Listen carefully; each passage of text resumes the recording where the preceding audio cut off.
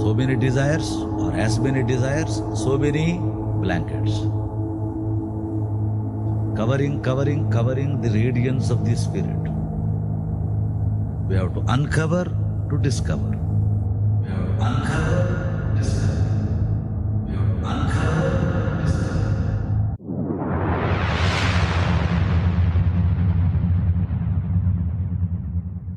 Welcome, everyone, to the Divine Discoveries podcast. We have a very special episode today, which is our third episode, where we are dedicating it to Lord Shiva, because we recently had the holy festival celebration of Mahashivratri, which is usually around this time of the year, sometimes falls in around the end of February or seeps into March. We're not going to go too much into the actual celebration or the festival. Rather, we're going to focus on understanding more about the deity himself, Lord Shiva. So we have our usual group. My castmates Vikram and Christiane are present once again with us.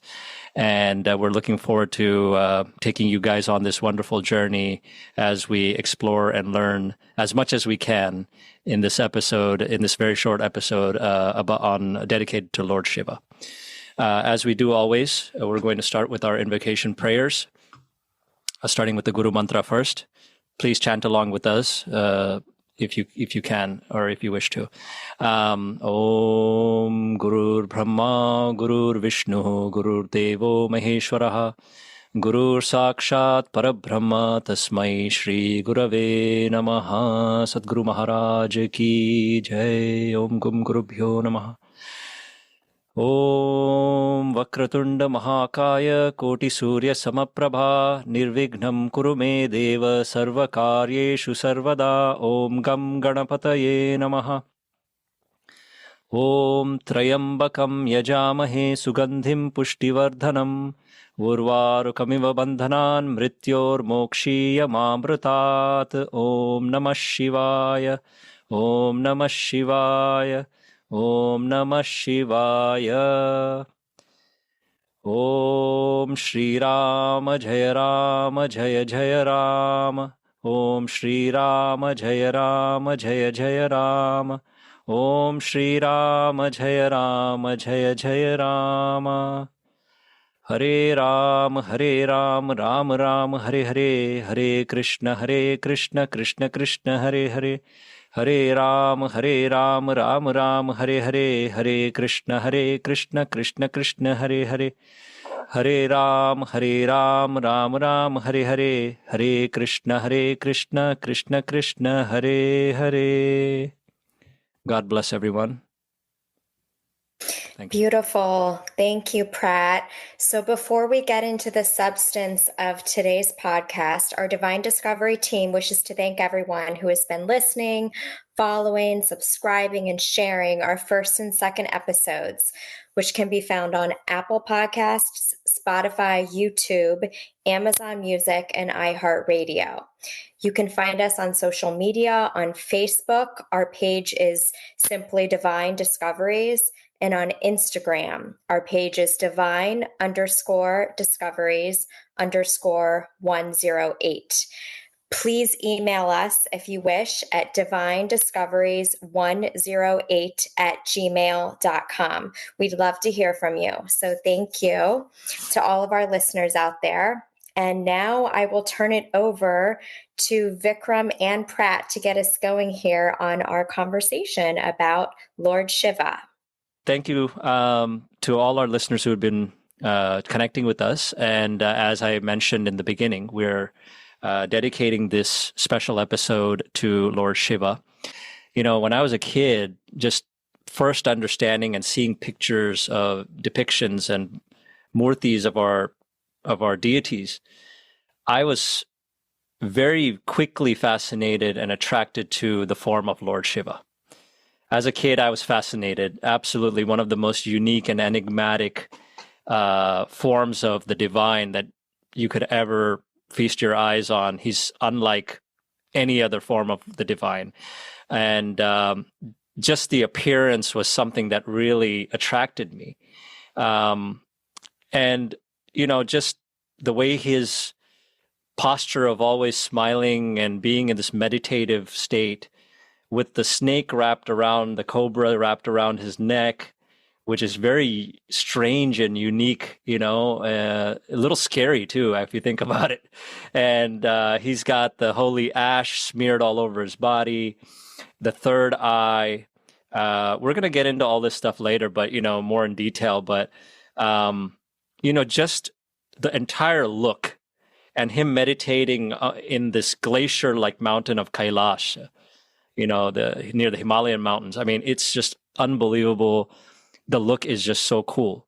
So that's what I was enamored with as a kid.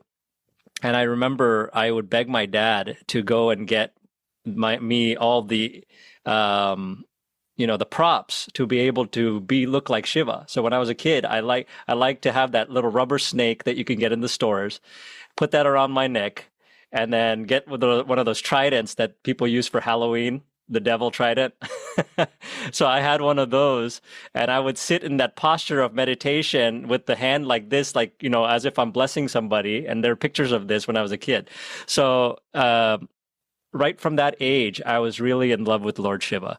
But, obviously, as we grow and we mature, we research and we learn so much more about the depth of that being. And it's just so deep and so amazing to learn about the glories of Lord Shiva. So there are two ways that Lord Shiva is viewed or described in the great scriptures. So in the Vedas, in some Upanishads, there's a line that says Eko Rudro Na Dvitiya Tasthur, which means that there was always one. Before creation, during the creation's duration, and then when it dissolves, ultimately there was one, there is one, and there will always be one Rudra. And Rudra is another way of describing Lord Shiva. It's one of his names. So, in that aspect, or from that viewpoint, Lord Shiva is described as the Supreme Lord, one without another, one without a second. So it means Nadvitiya means one who doesn't have a second. Nobody equivalent to him.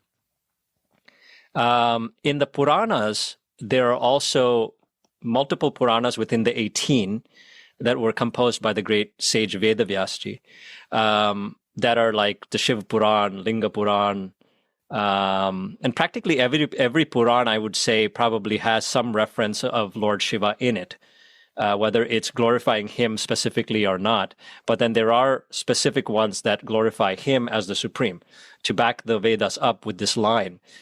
So Shiva Puran, Linga Puran, and probably Markandeya Puran, there are several like that are basically dedicated to Lord Shiva. But when we come to the final Puran of the 18, the Bhagavatam, in the Srimad Bhagavatam, it is described in the final canto, the 12th canto of the Bhagavatam, in the 13th chapter, which is the final chapter also, and verse number 16, it says, Nimna Ganam Yatha Ganga Devanam Achyuto Yatha Vaishnavanam Yatha Shambhu Purananam Idam Tatha. So here they're talking about the greatest among all of these categories. So among the rivers, it's Ganga. Among the supreme, most endearing forms of God, it is Lord Vishnu or Krishna. And the greatest among the devotees of said God is Lord Shiva. And the Srimad Bhagavatam is the cream of the crop when it comes to the Puranas. So in that line, you can see that. But, I think it's interesting, the perspective I got from listening to some great enlightened gurus, including Guruji. The thought process is that both of these are true. When you talk about the Vedic standpoint, it says he's supreme, one without the second. And Similarly, in the Puranas, some Puranas back that up. Some other Puranas say he's the devotee of Lord Vishnu. So it's somewhere it sort of brings him down a little bit. However, the thing that we have to understand is Lord Shiva is an aspect of the divine. He's a form of that same energy. So God can manifest himself into different forms. It doesn't have to be only one form, and we cannot pigeonhole God into one thing or one category or one gender or one anything. So when we realize that, we can understand that God can manifest in a supreme form. He can manifest in an animal form. He can manifest in a form as a yogi with a lot of godlike powers, but he's an ascetic. At the end of the day, he's meditating largely on himself, or the supreme truth that he is, that he has already realized that. Many a time we talk about spiritual seekers in this world that use meditation as a technique to connect with the divine, but they're still seeking the truth, whereas Lord Shiva already is the truth, already understands, realized the truth, and he's meditating upon perhaps himself or a higher aspect of, or another aspect of him, which is Lord Vishnu. So God can be all supreme, all powerful, or he can manifest in a form where he's inspiring others to follow such techniques, such yogas, and also show himself as a saint, how to be a devotee. So Lord Shiva is all of these in one. So both the statements are true. Because these are all great scriptures that have emanated from the Vedas. But Vikram, I'd like to ask you, what is it about Lord Shiva that really connects with you? And when you think of Lord Shiva, what comes to mind? And if you want to share your thoughts on. Thanks, Pratt, and thanks for that overview. I think for me also, the first thing that strikes me is definitely the appearance. It truly is unlike any of the other Hindu gods. But when you delve deeper into the meaning of Shiva, which I know we will also talk about a little later, so I won't go into it now, it makes it even more fascinating. So outwardly, it's amazing. But when you also get to understand more about him, that's even more incredible. But I think what resonates for me about Lord Shiva when compared to other Hindu gods is the fact that he is 100%. So what do I mean by that? The thing is that oftentimes we hear about within Hinduism, even in the context of the Gita, that God is a little emotionless, so to speak, right? That God has compassion, but it's a very still kind of compassion. It's not the type of emotion that, say, humans display. But Lord Shiva, I would say, is not like that. He is 100% an emotional god. That's why he's also known as Bholenath, meaning the innocent god, I guess you can say, right?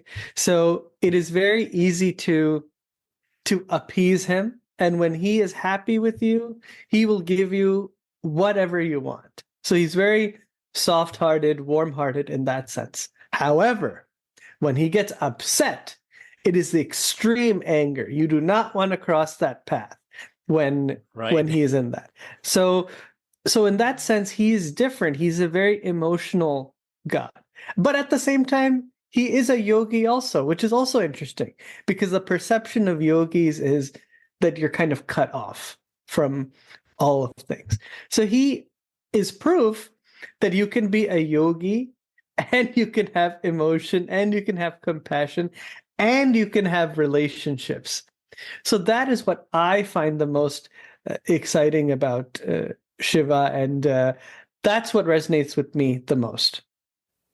Yeah, what you mentioned about Lord Shiva's benevolence and his giving nature is so spot on, because what's interesting is the demigods or the angels, what we call the good side or the devas, and the other side, which is demoniac in nature, the asuras.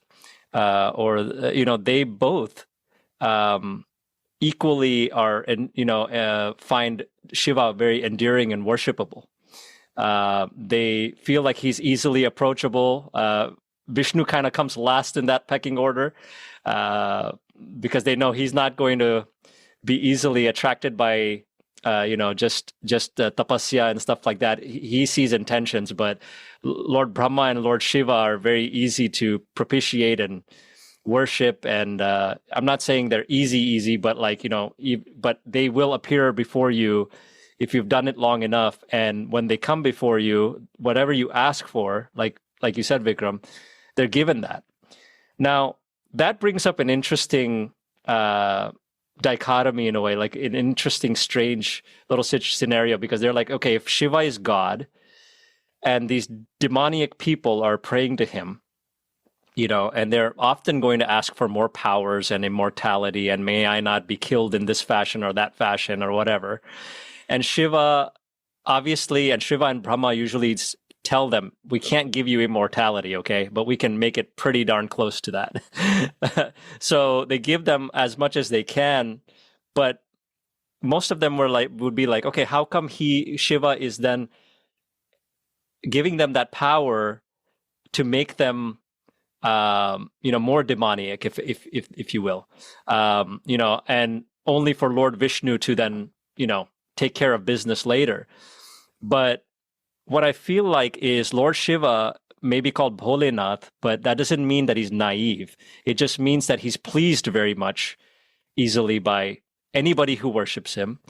And he knows that at the end of the day, what he's granting to them is basically enabling them to perhaps abuse their power.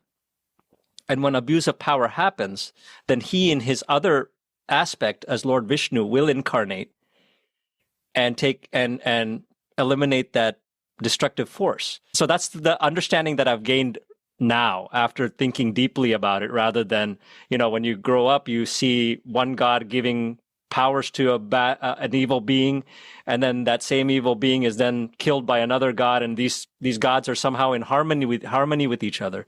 Like Brahma, Vishnu, and Shiva are never really having a tussle with one another. So how is this happening? But it all seems like there's a method to the madness, if you understand what I'm saying. What do you think, Vikram? Oh yeah, absolutely. Because at the end of the day, as a lot of the stories show, that when boons are granted, especially to demons, there's always a catch to that boon. And everything is destined to go a particular way. So Lord Shiva, being someone who is worshipped by both, the devtas as well as the asurs, the demons, he recognizes that he is fulfilling his responsibility as being a so-called balanced God, working with both. But at the end of the day, it's good that will be triumphant. Absolutely. Do you have some favorite stories, maybe one or two favorite stories that you can share about Lord Shiva from the Puranas? Absolutely. I mean, there is boundless stories of Lord Shiva that are beautiful, that touch you, that are exciting, that are adventurous. But I think the one that comes to my mind might be a story that not many people know or would even think about in the context of Lord Shiva. But it is a prime example of just the beauty of who he is. So one of the very interesting aspects is that Lord Vishnu and Lord Shiva, one being the preserver, one being the destroyer, are best friends in a way, and they worship each other, right? For Lord Vishnu, he is completely in love with Lord Shiva. Lord Shiva is completely in love with Lord Vishnu. The devotion is beautiful. The friendship is beautiful. So during one of Lord Vishnu's incarnations, that of Krishna, he was born, he was transferred to Gokul, he was being raised at Nand Baba and Yashoda's Maya's house. So one day, Narad came to Lord Shiva and said that, hey, have you had the chance to see Lord Vishnu in child form as Lord Krishna? And Lord Shiva said, I haven't. I've been busy in my meditation, but I don't want to miss such a beautiful thing, such an adorable opportunity, so to speak. So Lord Shiva decides to go to Gokul and see baby Krishna. So while this is happening, Lord Krishna's celestial form alerts Yogmaya, who's the goddess of illusion. He says, hey, get ready. Lord Shiva is coming to see me in baby form. So do what you need to do to play a part in this meeting. So Yogmaya says, yeah, absolutely. So Lord Shiva shows up at Nand Baba's house in the guise of a sage. And he calls out to whomever is living in the house to come out and see him. And a woman comes out and is struck by just the radiance of Lord Shiva's appearance. So even when he's taking this other form, that radiance cannot be hidden. So she comes and she asks, who are you? And how can I help you? And he says that I'm looking for whoever lives here and I want to talk to them. So she says, okay, fine, let me go in. So that time, baby Krishna had just finished his bath, and Yashoda Maya was with him. And this woman comes and tells Yashoda Maya that, hey, there's this beautiful, radiant sage outside that wants to meet you. Can you go see him? And she says, yeah, sure. And the woman says, be sure to also take for him, some dakshina. Dakshina meaning some sort of gift. I don't think gift is the right term, but it's kind of like you give something to a sage as kind of a token, right? So she gets some food, she gets some pearls, she gets all that kind of stuff, some jewelry, and she goes to take it out. And she's also struck by his beauty. So she offers him the stuff. And he says, no, I don't want this. I've actually come just to have a glimpse of your baby. So Yashoda Maya says, well, he's just come out of the bath. I cannot take him out, but I do have the stuff for you, so please take that. Actually, what had happened is that recently a whole slew of demons had come to try to kill baby Lord Krishna, and he had defeated them all, but this had made Yashoda Maya a little scared whenever somebody new came. So that fear was there. So this back and forth kept happening, and she was really suspicious. And all of a sudden, another old woman came, which is actually Yogmaya in disguise, and said that, don't worry, you have no idea who this person is, who this sage is. Just bring your child, and I guarantee he's going to be blessed for a lifetime. So still nervous, still reluctant, Yashoda Maya goes and brings out baby Krishna. And then Lord Shiva is amazed, stunned to see this baby, or see who he worships, so to speak, in such a cute form. And he asks Yashoda Maya, can I hold him? So she says, no, you cannot hold him, but you can just see him at a distance. So he pauses time and he touches baby Krishna's feet and he does a chant venerating him. And then after that, he decides to leave, and Yashoda Maya, she says, wait, where are you going? You're forgetting the stuff that I brought for you. And he says that I have no use for any of the pearls, any of these material things. I have seen what I came to see. And as he walks away, these flowers come from his feet, and he disappears. And the old woman that's Yogmaya took the form of, she bows down to the flowers. And meanwhile, Nand Baba comes, and he's like, well, what's going on? Who is this sage that just left? And why are you bowing down to these flowers? So the old lady says that he's the god of the three worlds, and he's the best friend of your son. And Lord Shiva then back at Kailash, he thanked the celestial form of Lord Krishna, saying that, you have done a great debt on me for letting me see you in this form. And Lord Krishna said, no, you actually have put a debt on me because I keep taking incarnations. I come as a baby, I come in this form, I come in this form.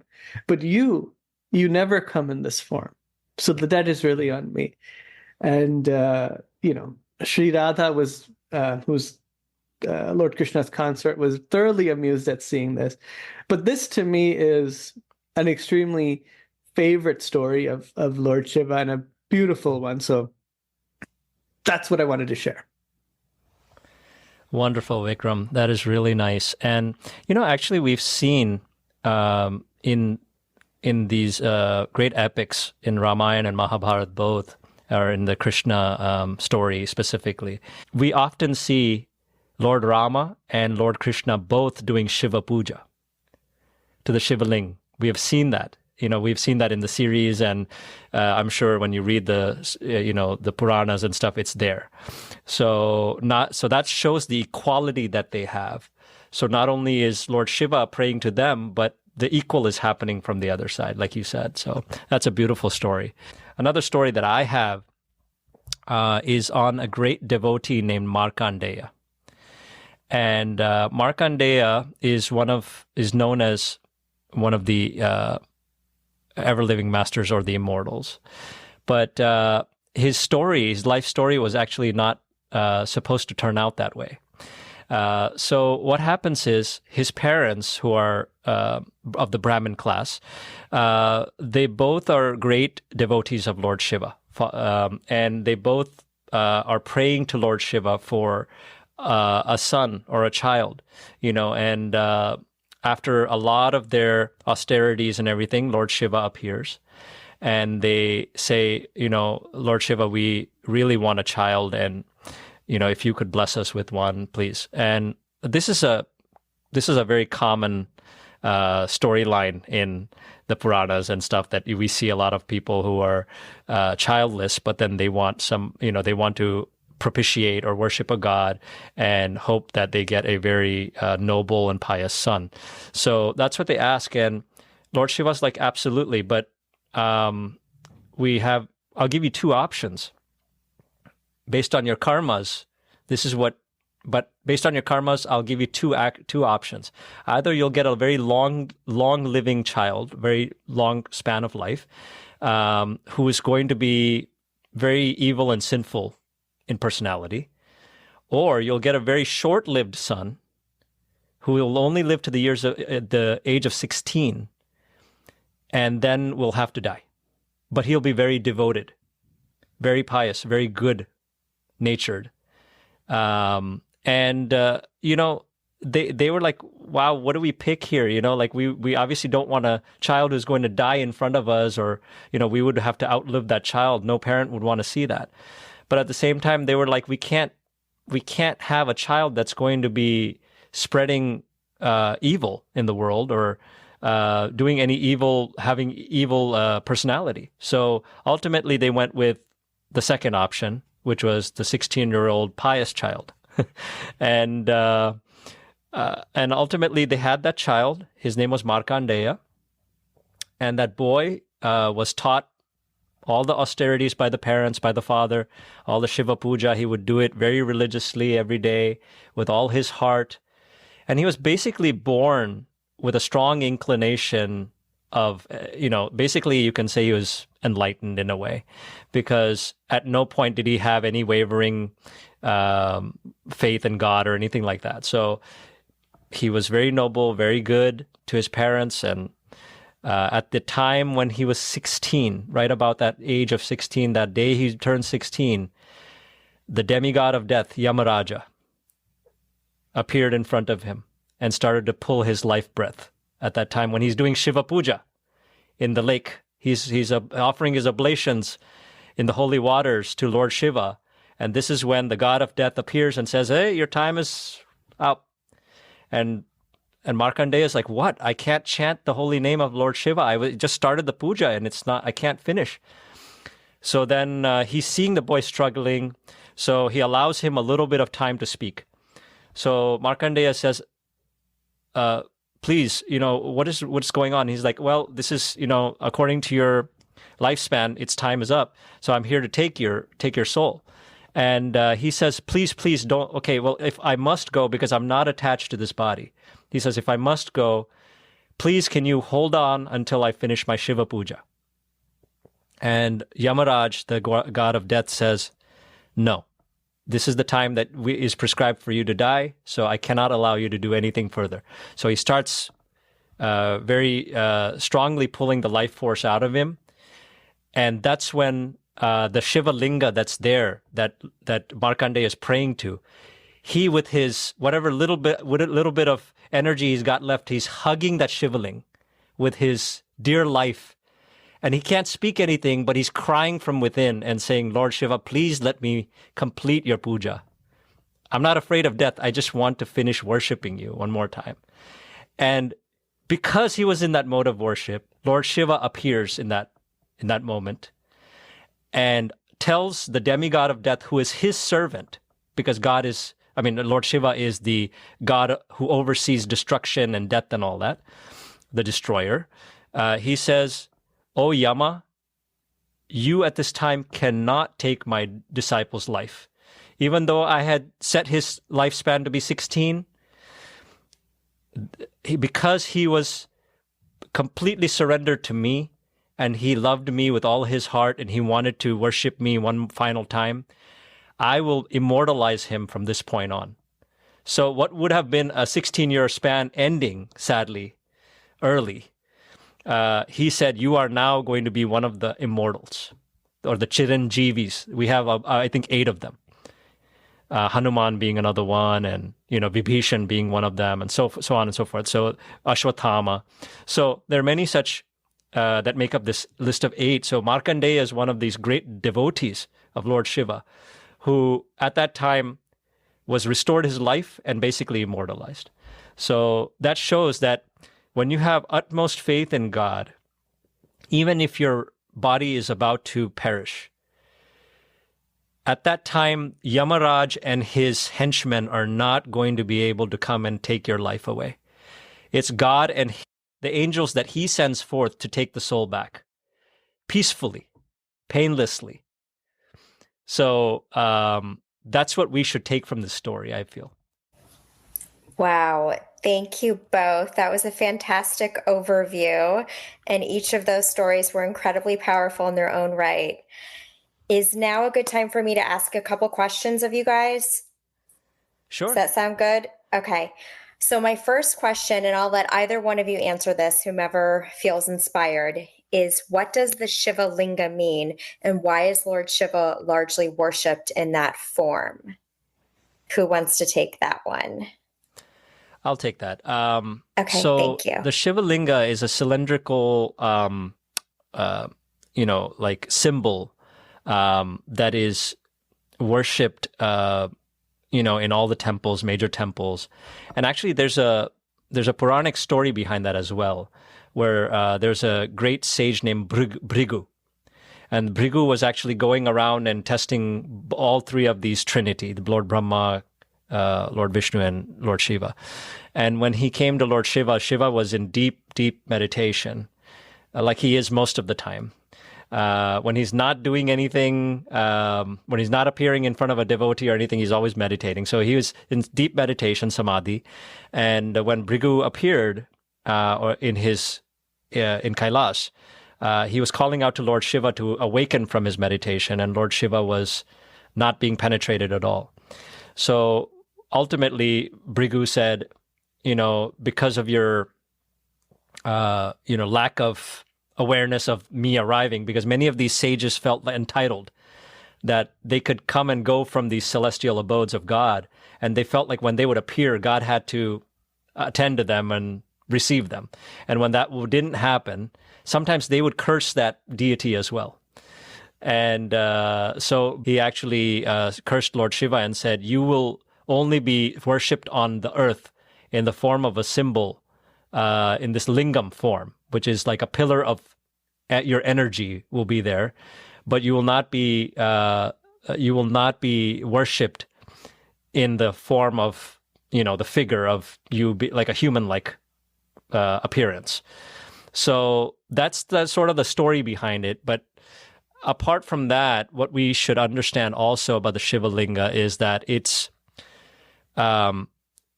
this pillar of light energy that ultimately creation, if you want to consider it to be the supreme symbol of God, so creation comes from it. The energy to sustain everything in this world comes from it. And when everything is going to dissolve, it merges back into it.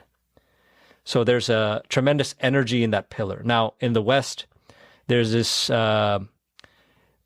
theory that it's a phallic symbol or a male sexual organ that we're worshiping. And while I'm not going to say that's completely wrong either, because there is a aspect of Purusha and Prakriti. Okay, Purusha means the being, the God himself, right? God the Father, the seed-giving Father. And Krishna alludes to that too in the Bhagavad Gita. So the seed-giving Father and the one who receives it is female in nature. Now, we often like to make it humanized in like male and female, like how we look at each other. But these are energies. Even in nature, there are energies that are masculine and feminine. It doesn't mean that necessarily there's a female and male, but just to make it easy for us to comprehend this, we give it a female and male, or a god and a goddess kind of form. So ultimately, it's the coming together of God and his procreative nature, or procreative energy, is called Prakriti. So Purusha is God, or that supreme being, and Prakriti is that nature, procreative nature or feminine nature. When they come together, they create. So similarly, how, in that same concept has come to our level. So, but a lot of the times we are ridiculed because they think the Shiva Linga only represents the phallic symbol or whatever. So I just want to say that's not completely wrong, but at the same time, that shouldn't be the only way that people look at it. It's a symbol of divine energy from which creation has emanated, and that which sustains the creation, and also everything dissolves back into it. So it's that energy, the pillar of energy, and Supreme God is embodied in that form on earth. Very good. Very Vikram, good. did you have anything to add to that? No, honestly, I didn't actually, because I never really thought about the deep aspects of why the Shivling in particular is worshipped. So I defer completely to your expertise on that one. All right, here's another question I have. Why is Shiva sometimes referred to as the Lord of the Dance? And Yeah. I open it up. Vikram, you want to take that one? Yes. And Pratt, Cool. please do add, because I have a basic understanding of this. Well, he's called the Lord of the Dance because that is something that he does. Most famously, not though this is not all he does, but most famously, he has one dance called the Tandav. The Tandav is done when, believe it or not, it is done when he is upset. So he has a dance that he does when he's upset, and it's a very intense, emotion-filled dance.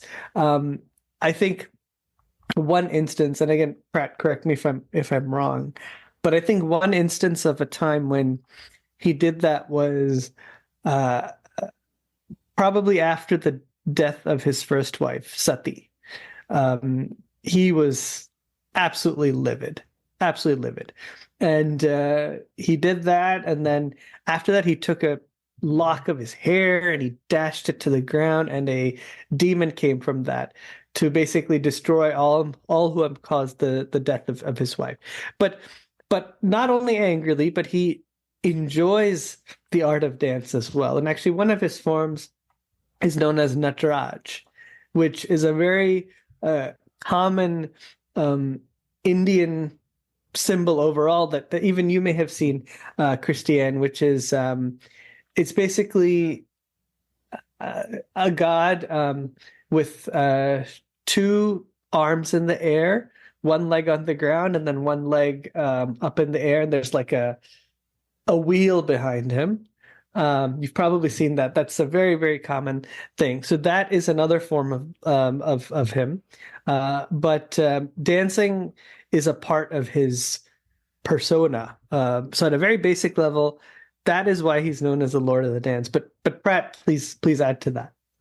No, I think that was beautifully explained. I actually have something that I'm going to read out about it, because even my understanding is very limited on it. But I agree with Vikram that, he usually does the dance, very charged up dance, and like he said, usually it's when he's quite upset. But there's also a loving side to Shiva's when he dances with Parvati and stuff like that. So there's that calmer, more romantic dancing, and then there's the dancing like, oh, I'm out for somebody right now, which happens when Sati dies. But yeah, so let me read this to you quickly. So I have always wondered why dance was chosen as the art to represent this, which is the cosmic things that are going on in the cosmos, right? In the cosmic evolution. So the dance essentially represents a lot of the cosmic activity. So the person is writing here, I have always wondered why dance was chosen as the art to represent this, not music, painting, poetry, sculpture, or any other art. In my view, it may be because dance is the only art that cannot stand by itself without the artist. One can observe and enjoy paintings, sculptures, poetry, and even listen to music, but there's no dance without the dancer being present and visible in the moment. It is a powerful way of showing God is immanent in all of creation. The creator and creation are inseparable. So here's another thing. Here are a couple of extracts from the Tao of Physics, Fritjof Capra's The Tao of Physics. It's from a book. So it says, the dance of Shiva symbolizes the basis of all existence. At the same time, Shiva reminds us that the manifold forms in the world are not fundamental, but illusory and ever-changing.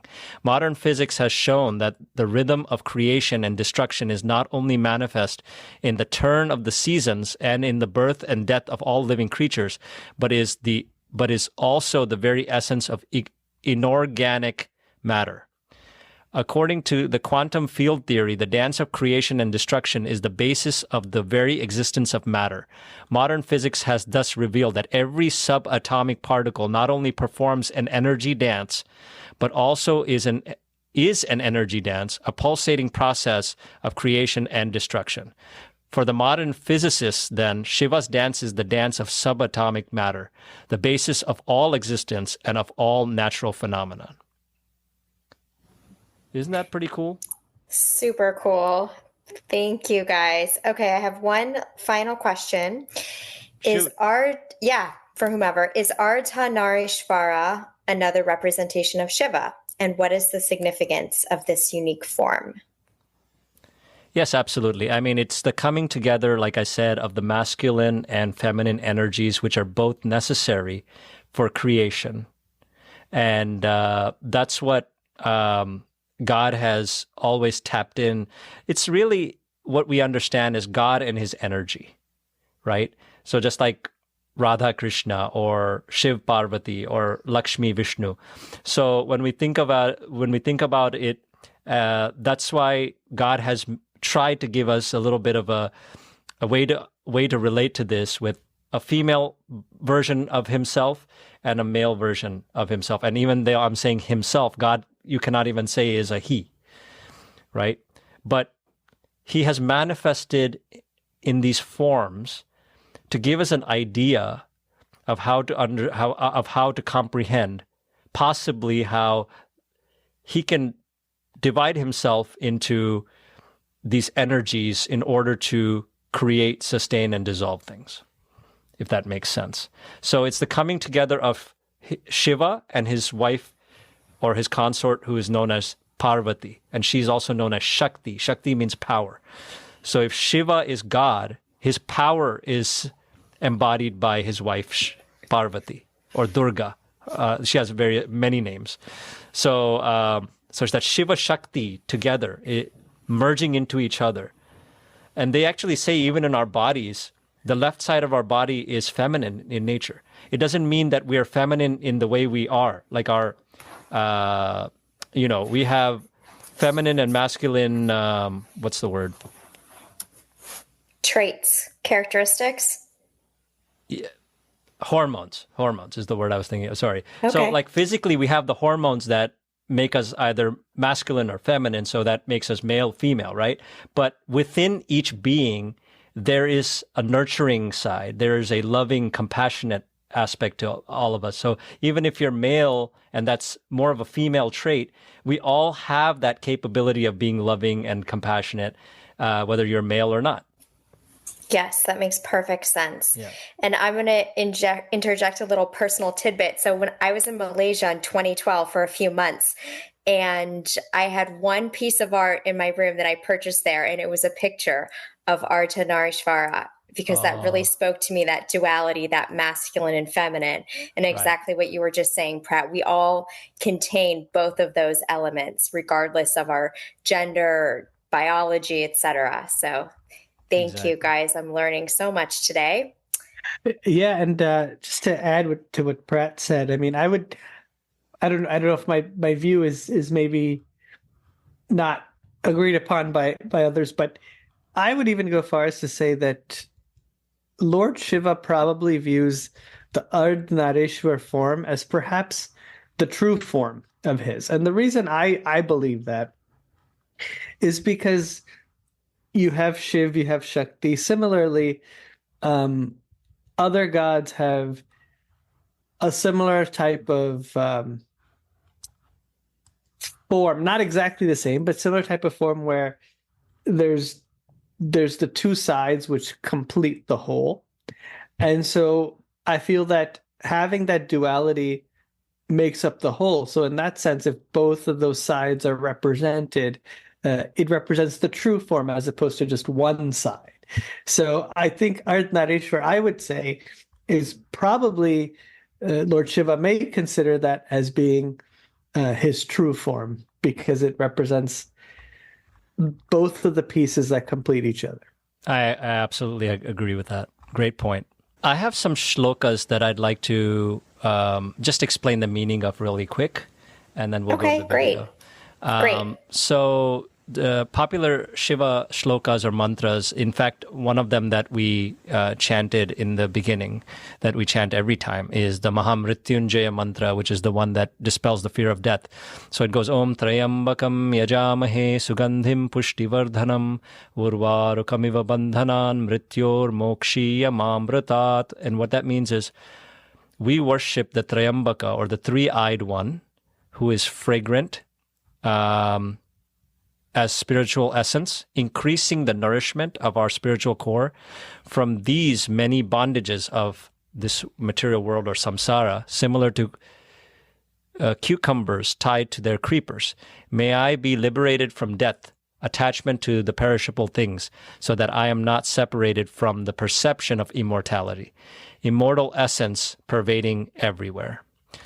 So that's the meaning of that one. And the other one is Karapura Gauram Karunavataram Samsara Saram Bhujagendraharam Sada Vasantam Hridayara Bhavam Bhavani Sahitam Namami.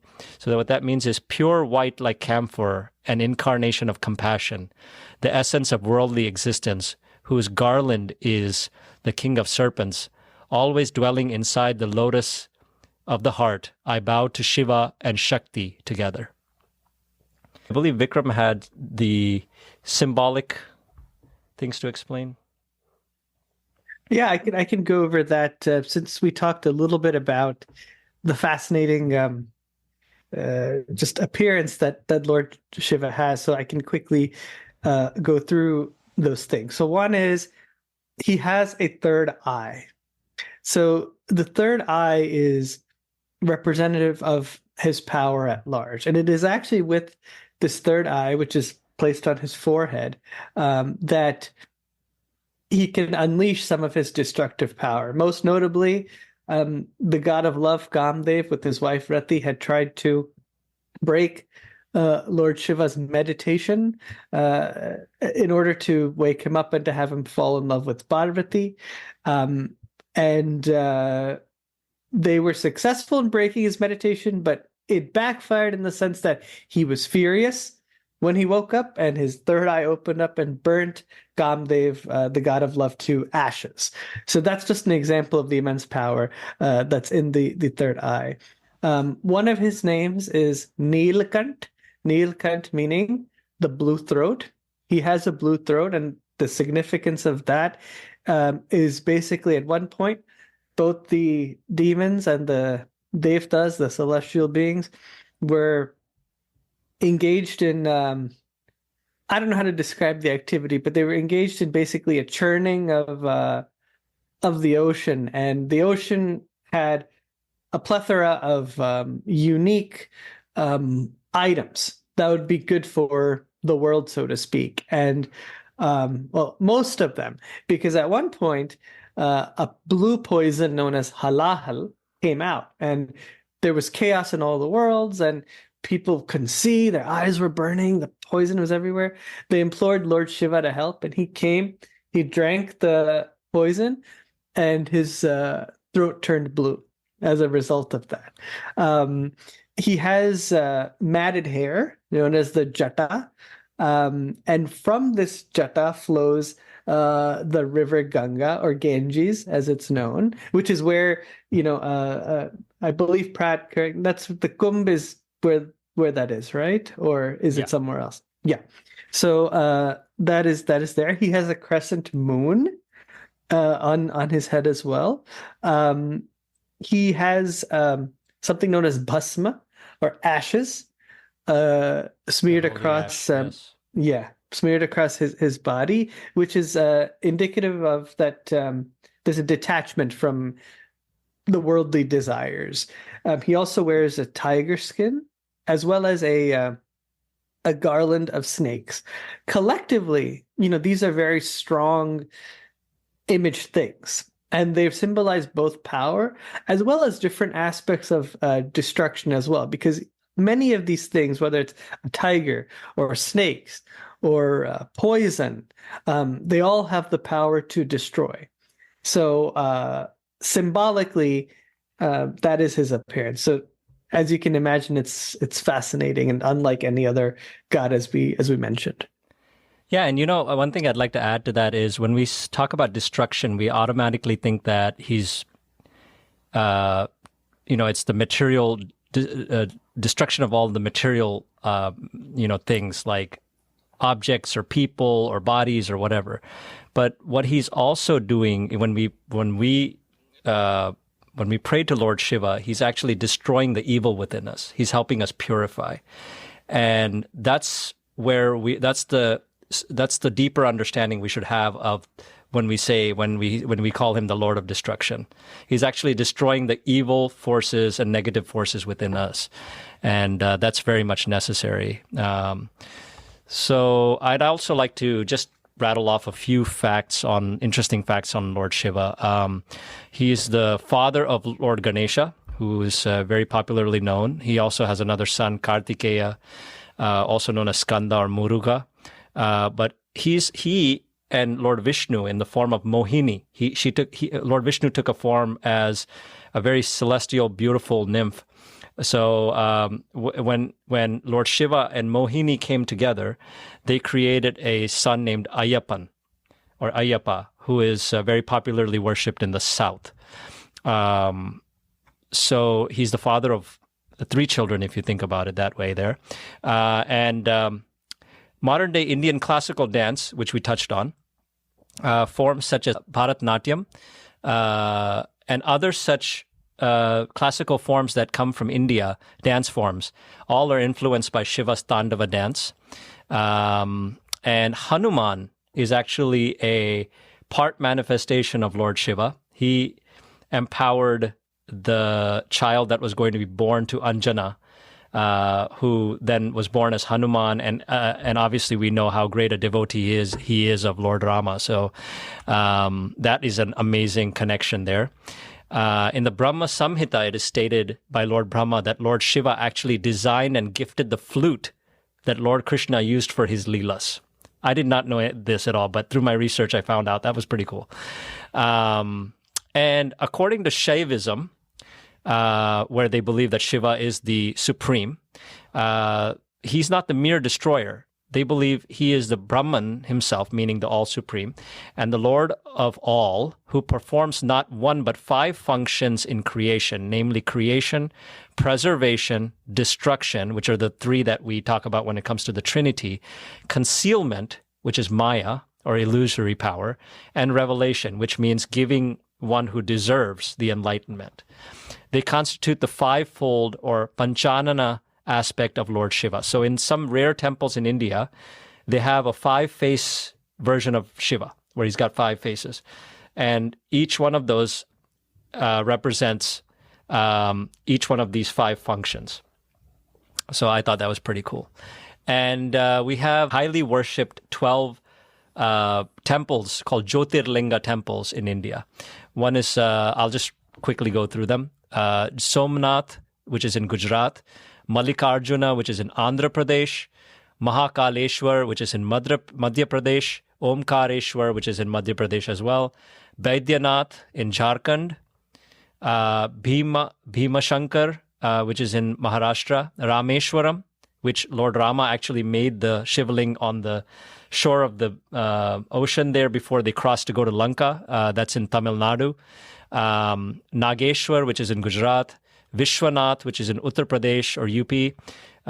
Triambakeshwara, which is in Maharashtra. And Kedarnath, which is a very popular one. A lot of people like to do the big trek and hiking to Kedarnath, which is in Uttarakhand. And the last one is Grishneshwara, which is in Maharashtra. So those are the 12 holy sites where Shiva's Linga is there, or he's worshipped in the form of the Lingas. So they're called Jyotirlingas. Great. This has been so informative. Thank you both for this fascinating conversation on Lord Shiva. Now we're going to show the video clip of a satsang on Lord Shiva by Sadhguru Sant Keshovadas. Shiva is known as God of destruction. See, you have a garbage day, and then all that is to be destroyed, burned something. Similarly, in your mind, there is so much garbage. So much. Who will destroy that? God's name. Om Namah Shivaya. Om Namah Shivaya. Say that. Om Namah Shivaya. Om Namah Shivaya. Om Namah Shivaya. That is the mantra for that. Om Namah Shivaya. See, Om is here, the third eye, and its whole vibration in the whole head. Feel that? Oh. Now, if someone can take a picture of your brain, they are able to see how clockwise the electric circuit of the alpha and the theta waves are happening. When you are in the world, anti-clockwise, stress, strain, tiredness, fatigue, anger, temper, negativity, how much one can absorb? Therefore, most of the death come through heart attack, pressure. The moment you meditate, take the holy name, then Om Namah Shivaya, all brain, everything is filled with that, cosmic light, love, inspiration, compassion. The energy is clockwise, rhythmic. Om is the transcendental consciousness. Namah Shivaya. In the whole world you can see ether, air, fire, water, earth. Ether, air, fire, water, earth. That is Namah Shivaya. The 5-letter Namah Shivaya. When you write that in English, in English, many words, many letters. In Sanskrit, when you write Namah Shivaya, just 5 letters. Om is the transcendental sound here, and Nama, Na begins from there, you see. The throat center, then the cardiac, then the navel, then the genital, then the base of the spine. Om Namah Shivaya this way, and Om Namah Shivaya that way. As we meditate through the chakras, through the mystic centers. And when you are meditating somewhere outside, in your garden or in the mountain, then you have to meditate on one of the planets. You are sitting here. Above you is the endless universe. Below you is also endless universe. Above you, all these endless galaxies, so many stars, so many countless constellations. And below you are so many lokas. In between you, the essence of evolution, crown of evolution, to realize the unity in the midst of all diversity, you are sitting. Then the Om is the transcendental heavens, and Namah Shivaya is ether, air, fire, water and earth. Ether chakra, throat, air chakra, chest, fire chakra, navel, water chakra, genital center, and the earth chakra is the base of the spine. Om Namah Shivaya, Om Namah Shivaya. Thus it comes.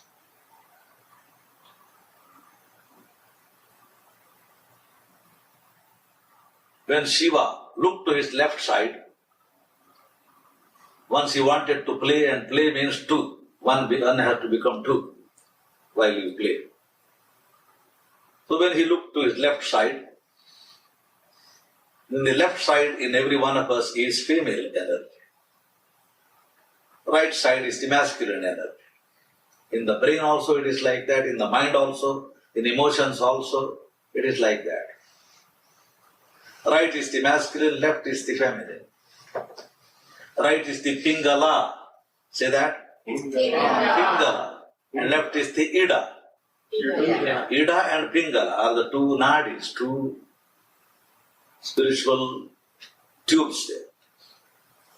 The sympathetic chains. From the base of the spine, anatomically, they interlace with one another. And wherever they join during that interlacing with one another from left to right, right to left, wherever they join, that is what you call the mystic center chakra. Chakras are in the spiritual and the astral body. And the counterpart of that is what you call the sacral, the coccygeal, the different names which you are given to those. Lumbar, cardiac, cervical, medulla oblongata, cerebrum, etc. So whatever is physical, that is in the astral, in causal, in spiritual. Some get the astral light and astral power, some get the psychic powers, and very rare a few people get the spiritual. All right. So with that, we got the meaning of the Panchakshari mantra Om Namah Shivaya.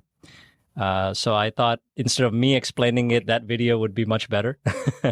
But here we are wrapping up another episode. Thank you, Vikram and Christian, and to all our listeners. We wish you all well, and hope you all learned and connected with Lord Shiva a little bit, at least through our little small humble attempt to understand Lord Shiva ourselves, and whatever little bit we understand, we try to explain to all of you. I hope it was fruitful and helpful to all of you. Om Namah Shivaya.